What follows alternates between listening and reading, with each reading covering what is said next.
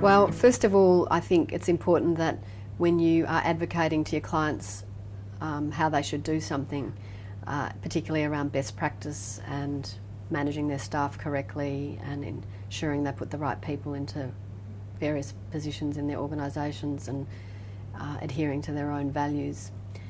In doing that, you need to practice what you preach and make sure your own house is in order. So I think it's really important that we make sure that our organisation is doing all the things that we're advocating to our clients. Then I also mentioned, I think that it's important to stand in the shoes of our client, to understand what are all the pressures on them around their decision making, and understanding that better. So that helps us provide the right advice for the client.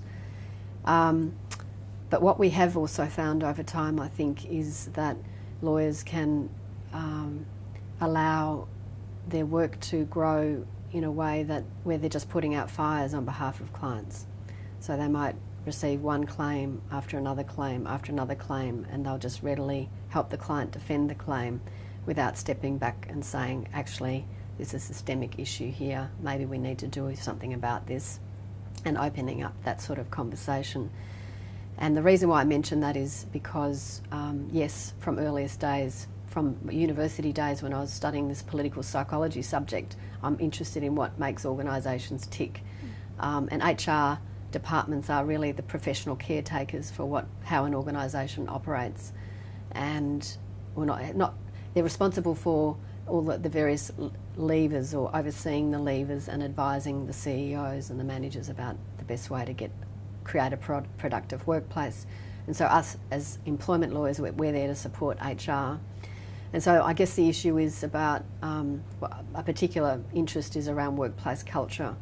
And this is a term that we're hearing increasingly a lot more about, particularly I think in the lead up to the decision about the Royal Commission into the banks. So a lot of it has been about talking about culture in banks. And likewise, every organisation has a particular culture, and there are levers to influence culture, and there are also ways in which to determine whether the culture is struggling. And again, it's all about getting lawyers to understand the language of what those things might be. So organisations have surveys, for example, to check in on engagement surveys, how people are feeling about the organisation.